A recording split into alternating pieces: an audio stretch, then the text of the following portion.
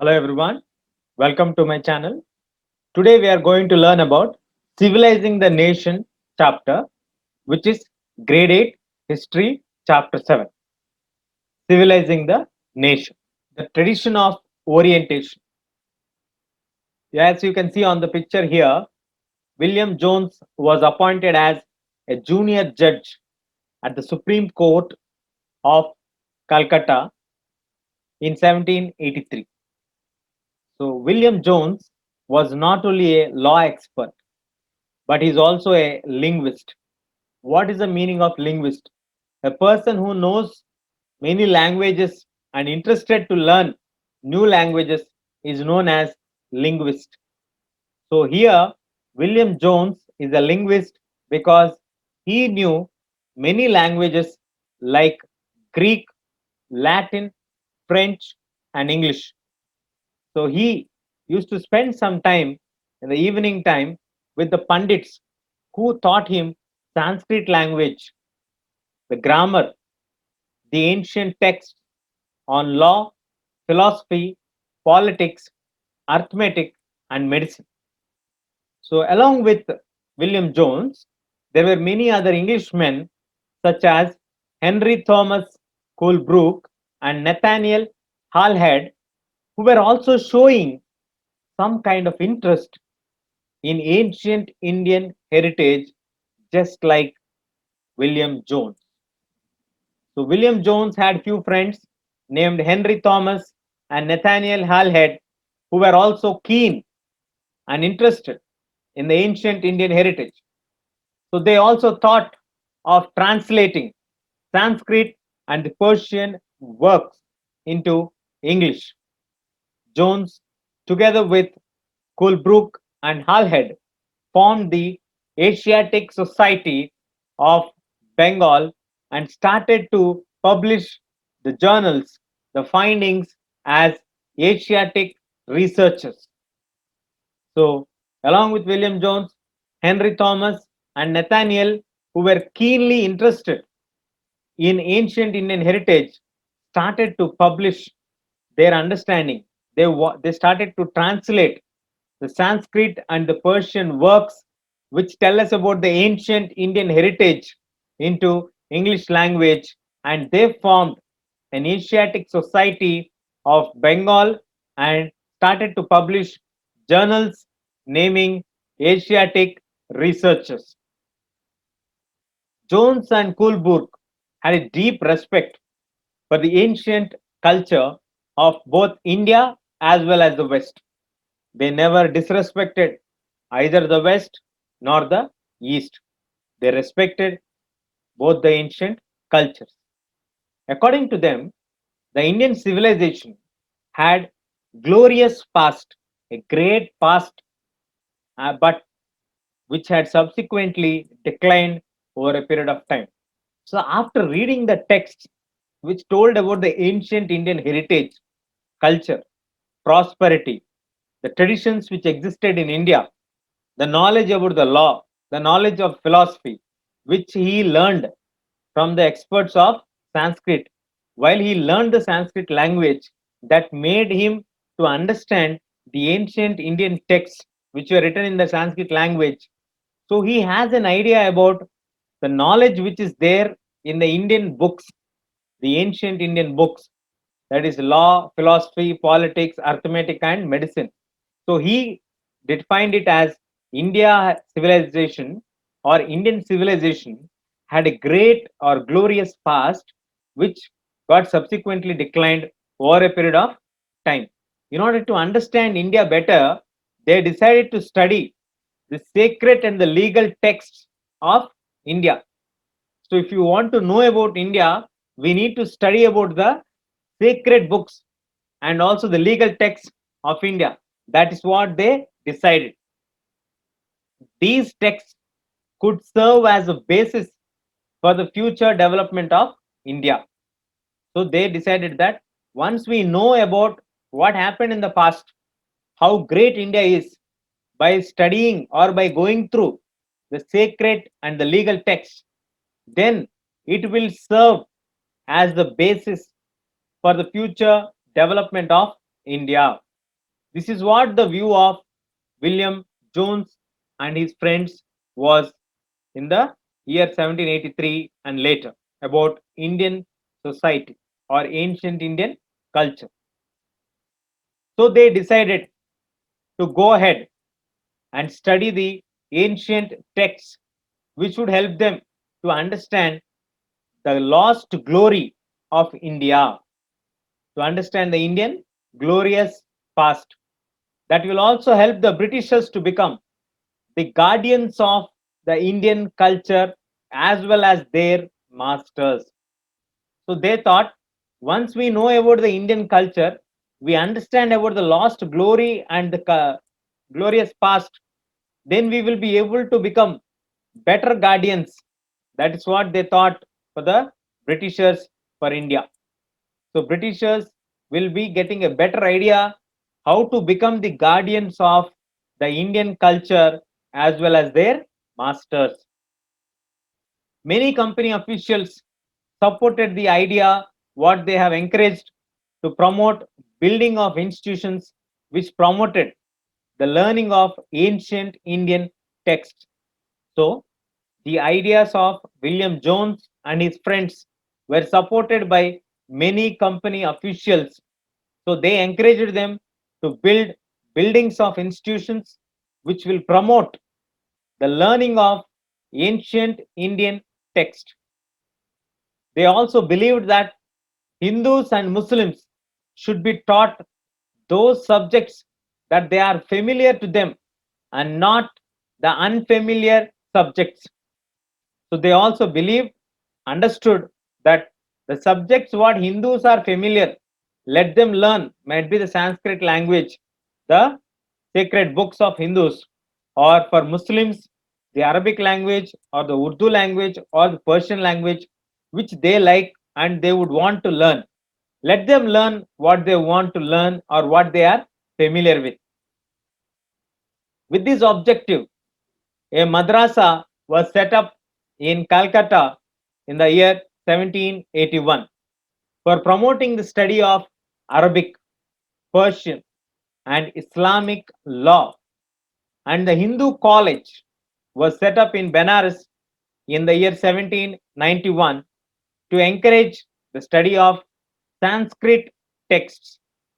So, the objective of educating Hindus and Muslims with which subjects they are familiar with, they agreed to that and they have set up madrasas in Calcutta in 1780s to study Arabic, Persian, and Islamic law. And similarly, they have also established Hindu College at Benares in 1791 to encourage the Sanskrit texts. But some British officials were not in the favor of Orientalists, the traditional system of education of India, the religious texts, the madrasa system. So they were strong opponents of the Oriental system of education. Now, what is this Oriental system of education? Oriental system of education means which encourage the traditional Indian system of education, traditional Indian culture, which encouraged the madrasa system for Muslims and Sanskrit texts for Hindus. That is called as Oriental system of education or Orientalists. The people, those who supported this traditional system of Indian education are called as Orientalists. Now, moving on, grave errors of the East. Many of the officials started criticizing the concept of teaching Indians the Sanskrit and the Arabic literature. Many British officials who were opposing the Indian system or opposing the Orientalists, they started to criticize the teachings of Indians, the Sanskrit, the Arabic literature, because they thought Eastern literature was not serious and is full of flaws. What did they think? They thought Indian education or the Eastern education for that matter, not only India, almost all the countries in the eastern side of Asia were not having serious literature. They are full of flaws, full of mistakes.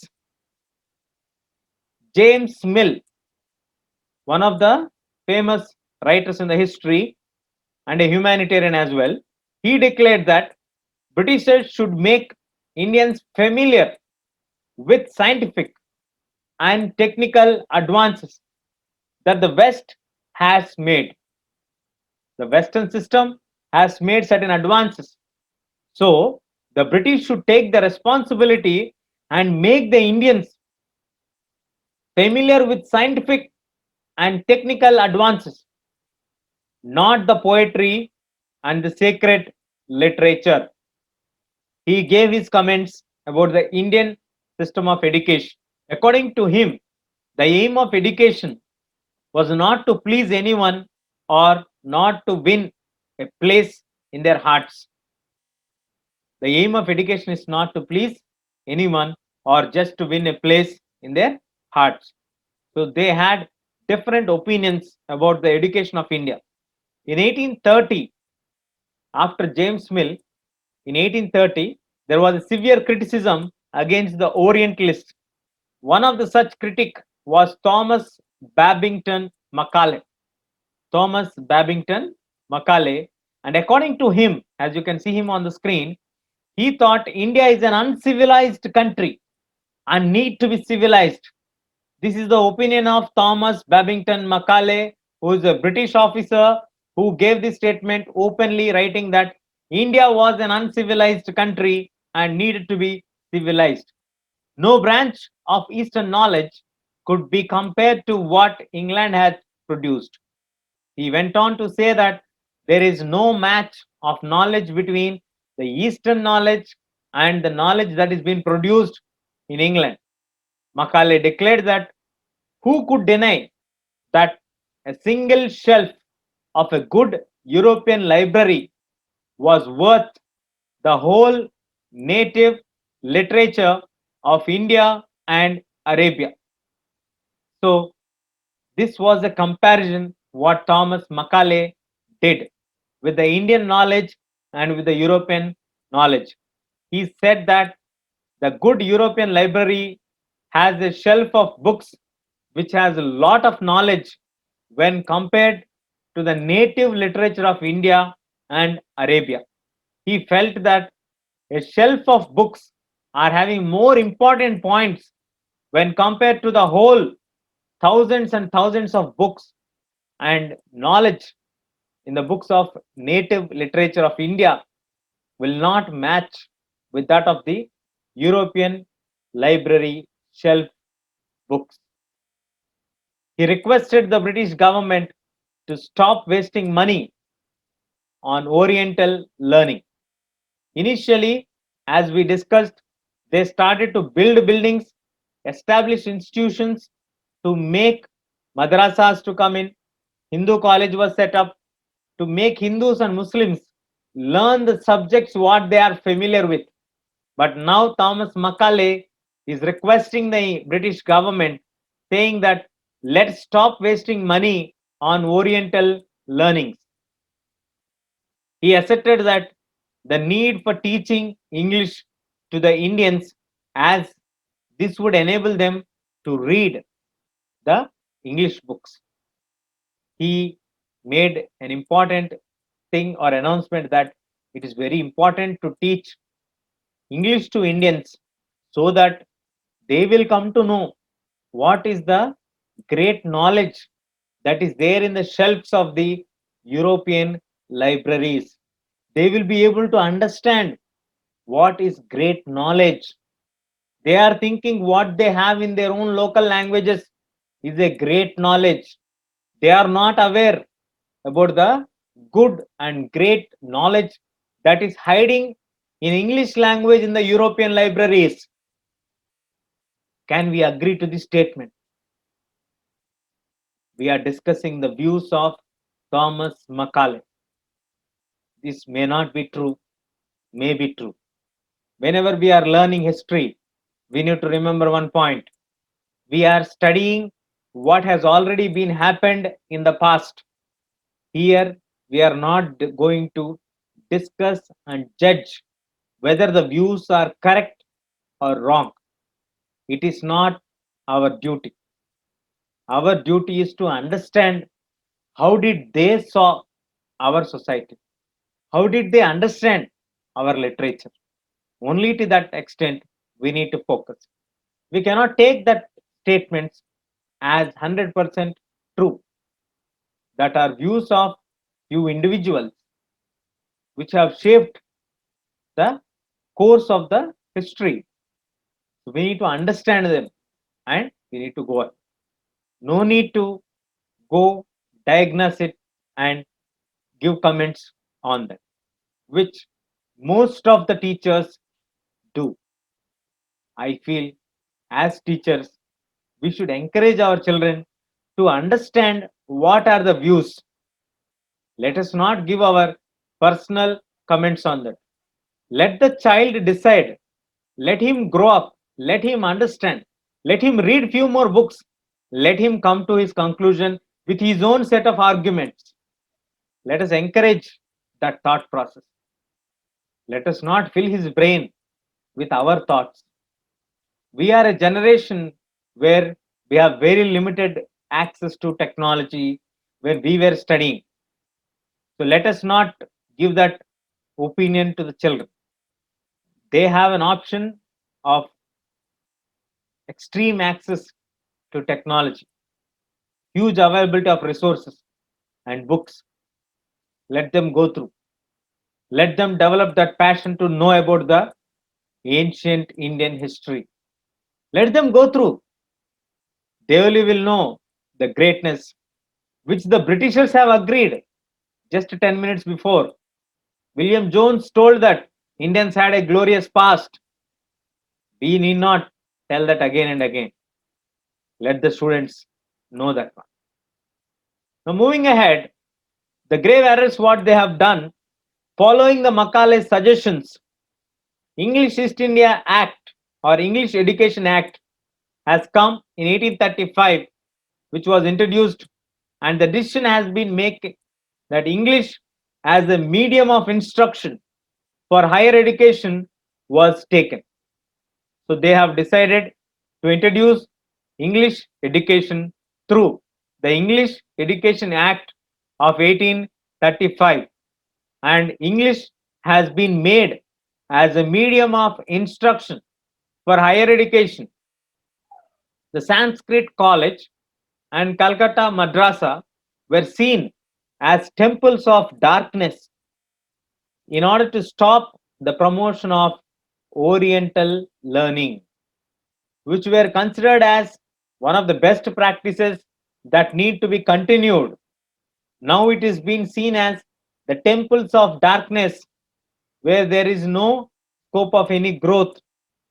These steps are made only to stop the promotion of Oriental learning.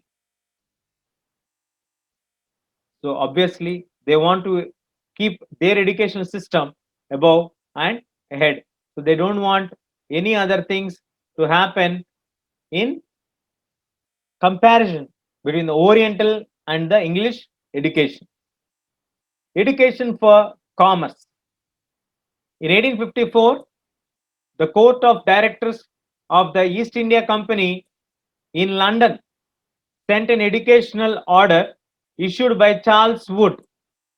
So in 1854, the directors of the company of East India Company have met at a place in London and they have decided about the system, the educational system or the educational dispatch issued by the Charles Wood. This is known as Wood's Dispatch, which was sent to the Governor General of India. This is a study which was made by Charles Wood. He has given certain directives which were sent to the Court of Directors in 1854, who were the company officials who met at London. Then it was sent to the Governor General of India.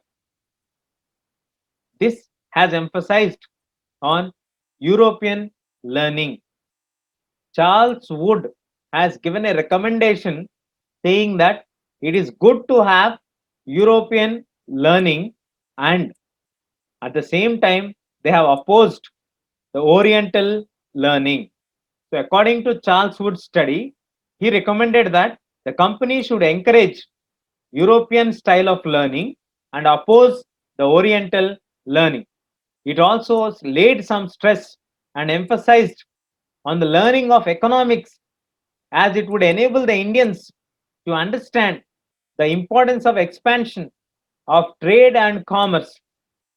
So, in the Woods Dispatch report, they also have recommended economics has to be taught to the Indians so that they will know the importance of expansion of trade and commerce, which will be helpful for them. Then they will understand how to develop their country's resources.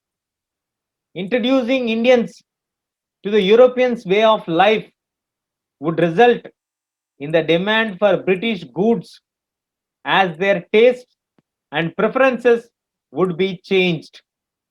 We need to look at this point seriously.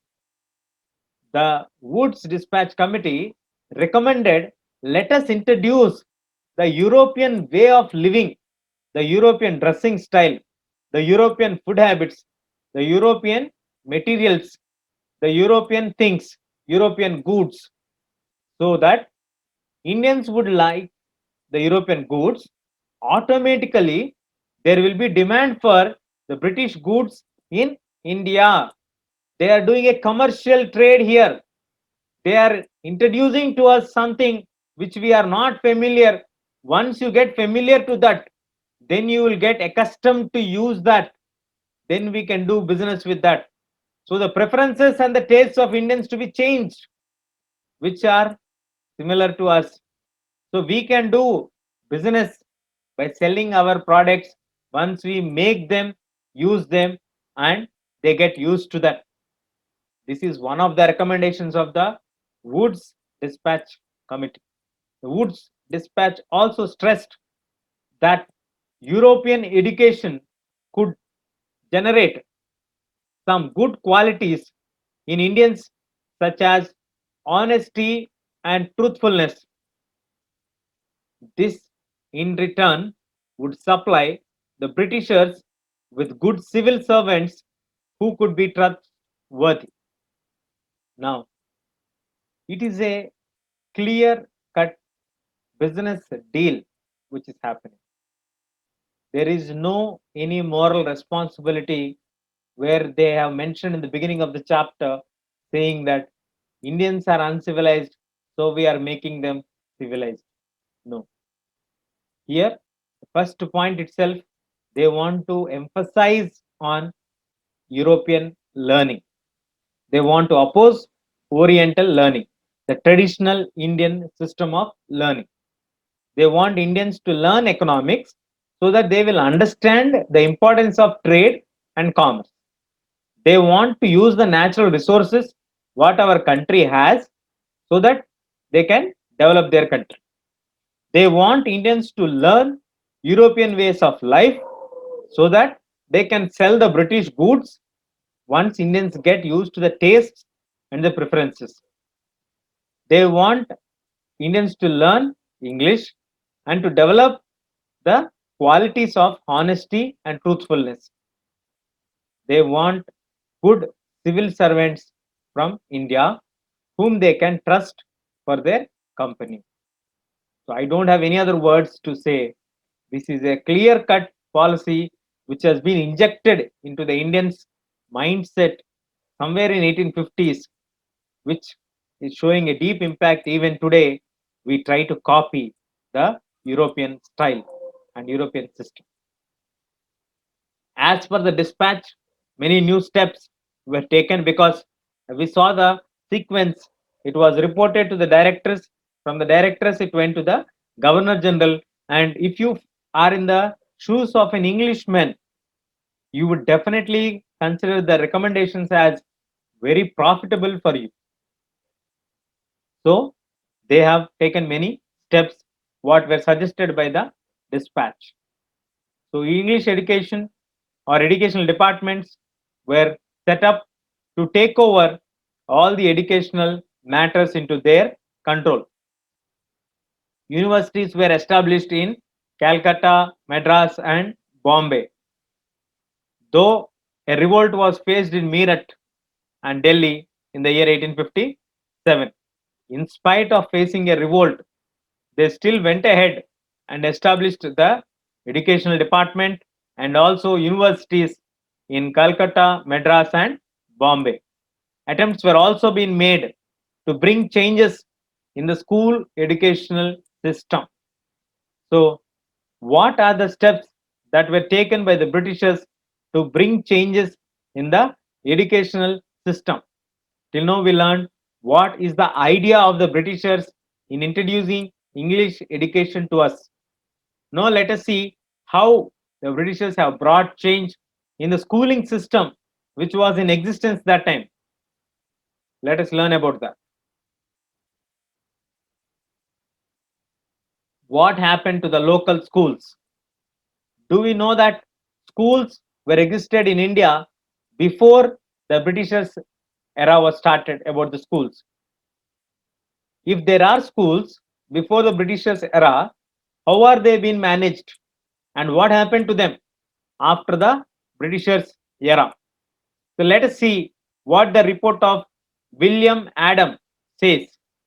In 1830, a Scottish missionary named William Adam was asked by the company to prepare a report on the progress of education in vernacular schools, means the Indian schools. What happened then? Adam has reported that there were over 1 lakh patshalas in Bengal and Bihar. There were nearly 1 lakh patshalas, means schools, in Bengal and Bihar. They were small schools with students generally around 20. But the total number of students in these patshalas were over 20 lakhs. So 1 lakh schools, 20 per school also, there are more than 20 lakh students and 1 lakh schools or patshalas by that time. And these schools were basically set up by wealthy people, rich people, or by the community, even sometimes by the teacher or the guru himself. So we learned that in 1830 itself, in India, we have over 1 lakh schools, and in each school, the school number varies from 20 to 25 children. Mostly it is generally around 20. So even if you take 20 members per school, 1 lakh patshalas means 20 lakh students were there at that time. And they were established by wealthy people or community or sometimes by the teacher or guru themselves. What happened to the local schools? How were these local schools? These schools were very flexible with the educational system. They have no blackboards, books, building, furniture, etc. So they don't have any blackboard, they don't have any books, they don't have any building, they don't have any school furniture, what we are seeing in our schools today. At some places, they were mostly under a tree or at a corner of a shop or a temple or at Guru's home. These schools are not in a fixed building nor having a blackboard or a furniture. They used to be in a temple corner, in a shop corner, or in some place under a tree, or sometimes at directly the Guru's home. There were no separate classrooms or roll calls for all the students. All the students used to sit together and teacher used to interact with the students separately with having different levels of learning. So there were no separate classrooms. All used to sit together. Teacher used to interact with them with the different levels of learning. So teacher used to interact with them because there is no annual examination, no timetable, and fee was also received according to the status of the pupil's family or the student's family. Means there is no fixed fee as well. This flexible system was suitable to the local needs as well, because where when the harvest season comes, there were no classes for the rural children because they have to go and work in the fields. They would be helping their families. The Pathshalas commenced after the crops had been cut in order to facilitate even the children of the peasant family to be part of the schools. So, in brief, if you have to say in short, the schools were not having any type of structures what we are seeing today as schools. They don't have any building, they don't have any books, they don't have any furniture, they don't have any blackboards, they don't have any timetables, they don't have any examinations. They only have a teacher who used to interact with the students and discuss with them different levels of learning. That used to be only during the time when the children are free. If it is during the harvesting time, they need for the rural background children, especially for the peasants, they need their child's help in cutting the harvest. So during those times, they were left free to go and work in the fields. Once the harvesting crop cutting season is done, then only they used to commence the pathshalas. So like this, there is a lot of flexibility in the system of local schools as per the local needs. So there is any local festival also, they would not have that day school. Like that, it is based on the local needs and local traditions. So the new routines and the new rules. The company is primarily concerned with the higher education. So in 1854, company decided to improve the system of vernacular education by introducing new rules or a new system or imposing routines, establishing rules and ensuring regular inspections. So in 1854, the Britishers want to regulate the system of education. They want to improve it. So the company came up with a proposal with a number of government pundits were given a charge of 4 or 5 schools.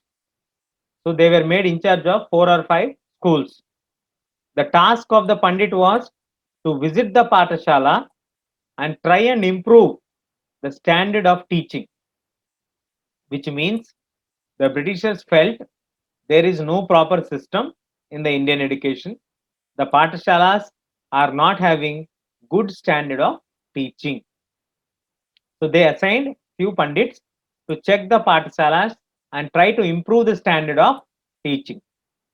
Each guru was asked to submit a periodic report, means for every 15 days, for every month, like that a specific time is given and they have to submit a report basing on that period, and they have to have classes according to regular timetables. So here first time there was a concept of regular timetable has been introduced in the schools, which was absent in the traditional system. Teaching was based on textbooks and learning was to be tested through a system of annual examinations. So they introduced textbooks, they brought annual examinations in place to check the knowledge of the children. Students were also asked to pay fees regularly, attend regular classes, sit on a fixed seats, and obey the new rules of discipline. So the new changes which have come after the English educational system or English companies which wanted to introduce changes and establish the control over the educational system and raise the standard of system of education. One, they have appointed government pundits who will be the in charge of 4 to 5 schools. The task of the pandit is to visit the schools or the pathshalas and try to improve the standard of teaching. Then each guru have to submit a periodic report and take the classes according to the regular timetables which are given by the educational department. Teaching has to be based on textbooks. Earlier, there are no textbooks. Teachers used to remember the text and they used to dictate, and students used to learn, write, and learn the text. On contrary to that, the English companies wanted to introduce textbooks and they want them to test the learning at the end of the year through annual examination. And they have to pay regular fees. They have to attend the classes regularly. They have to sit at a fixed place and they have to obey the new rules of discipline. These are the new routines and new rules which were brought into place. So, Pathshalas which accepted the new rules were given some amount of grant by the government. They encouraged such kind of schools to have a permanent building. They gave some fund. But the consequence of the new rules and routines was earlier children from the poor peasants had been able to go to the Pathshalas since the time was flexible for them. They never used to have classes during the time of harvesting season. They never used to have any strict and hard rules to be placed at that time. They used to go as per the local needs. There is flexibility in the Oriental system of education. But because of the new system, they demanded regular attendance. They even, during the harvesting time, when the children of the poor families had to work in the fields, they would not be able to attend the classes regularly. They were also asked to pay the fees. And in case if the children fail to come to the school because their families need them and they have to work in the fields, they were considered as they are not interested in education, they don't want to learn or study. That is how they were understood, or let us say it misunderstood, because of their financial condition. The agenda for national education. Before the British officials, many thinkers from different parts of India began to talk the need for widespread education. Some of the Indians felt that Western education would help us to modernize India, but argued that the British to open more schools, colleges, and universities and spend more money on education. It's a good suggestion. There were other Indians who were against the Western education. Few among them are Mahatma Gandhi and Rabindranath Tagore. So few of them thought English education was very good. It will help India to become modernized. Gandhiji and Rabindranath Tagore had different kinds of views. Let us look at the views of Gandhiji and Rabindranath Tagore. Views of Mahatma Gandhi. English education has enslaved us. This is a statement given by Mahatma Gandhi about Western education. According to Mahatma Gandhi, the Western civilization created a sense of inferiority in the minds of Indians. It created a sense of inferiority among us. We are lesser than somebody. This thought has been feeded into the brains of Indians. It made Indians perceive it as superior and destroyed the pride of their own culture. It made Indians to think that we all need to dress up like the Western people. That is of a superior quality. We need to follow them. That is considered as civilization. That is considered as modernization, which has destroyed the pride in our own culture.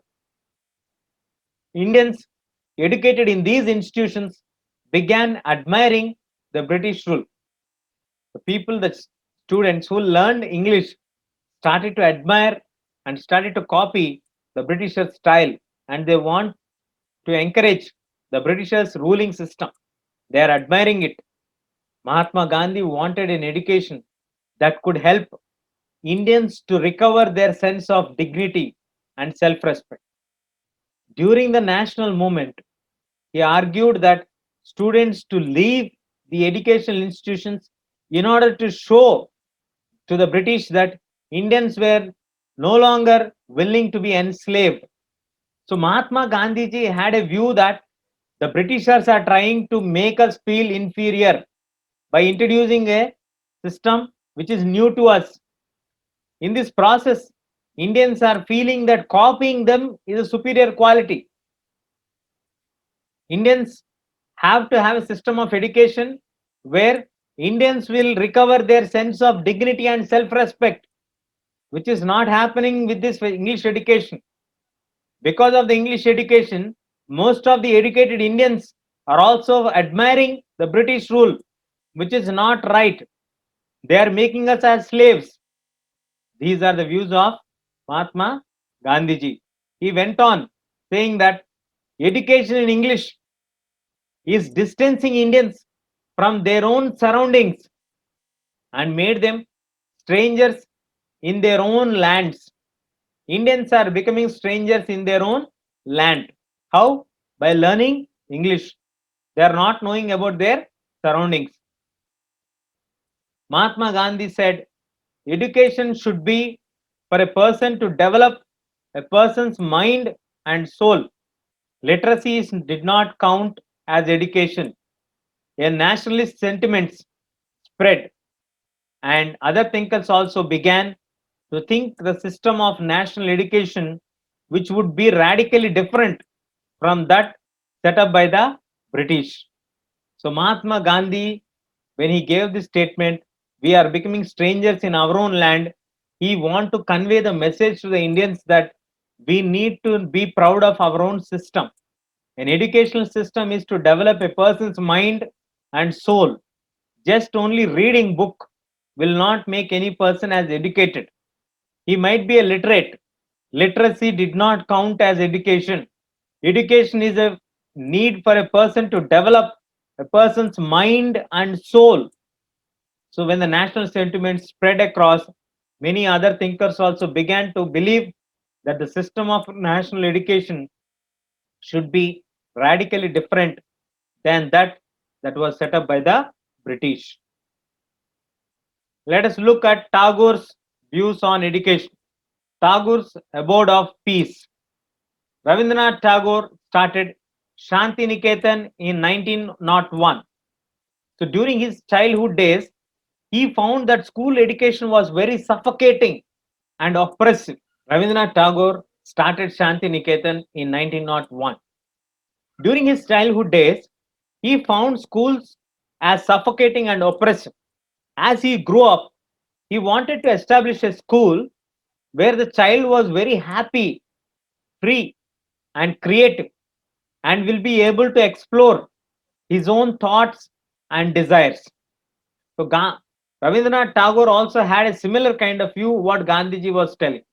He want everybody to be happy as a child. He should be happy, free, and creative, and he should be able to explore his own thoughts and desires. He felt that childhood ought to be time of self-learning. It should come out of rigid and restricting discipline of the schooling system set up by the British. So he also is opposing the Britishers' discipline, rigidity, and schooling system which was set up. So according to Tagore, the existing schools kill the natural desire of the child to be creative along with his sense of wonder. So Tagore is making a extraordinary statement here. The system of schooling which was introduced by the British is killing.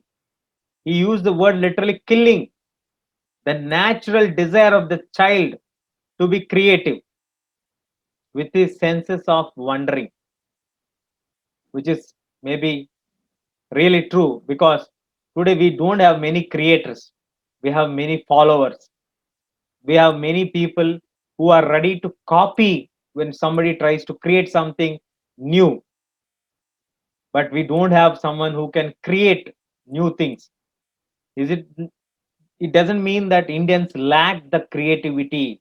It is the schools which were established by the Britishers have killed the natural desire of the child to be creative, and his sense of wondering nature has been killed. That is what Tagore is specifically mentioning here. Tagore also said that creative learning could be encouraged only within a natural environment. You cannot create it through artificial environment. Only through natural environment we can encourage creative learning in a child. So Gandhiji was against Western civilization and its worship of machines and technology. The Western system always worshipped machines and technology. Tagore, on the other hand, wanted to combine the elements of modern Western civilization and the best Indian tradition. So he emphasized the need to teach science and technology at Shanti Niketan along with art, music, and dance. So Gandhiji was completely against the Western system, while Tagore want a combination of the elements of modern Western civilization and also the best Indian traditions. So these are the different views of Gandhiji and Tagore. So many individuals and thinkers were thinking of a way as how the national educational system could be fashioned. Some changes within the system which was set up by the British and felt that the system could be extended to include wider sections of the people. We need to bring it reachable to many sections. And others argued that the alternative system can be created so that people were educated into a culture that was trustly or truly national. We need to have self respect and self pride. So that is the end of the chapter. So in this chapter we learned about the Britishers way of looking at the education, what are the views of the Orientalists, how it was encouraged, what are the grave errors of the East,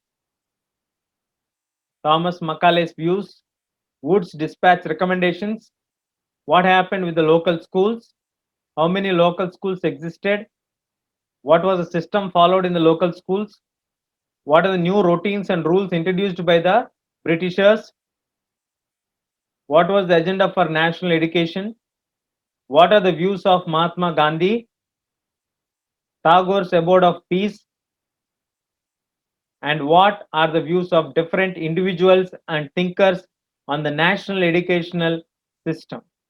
That's all we have in this chapter. Please consider subscription. Thank you.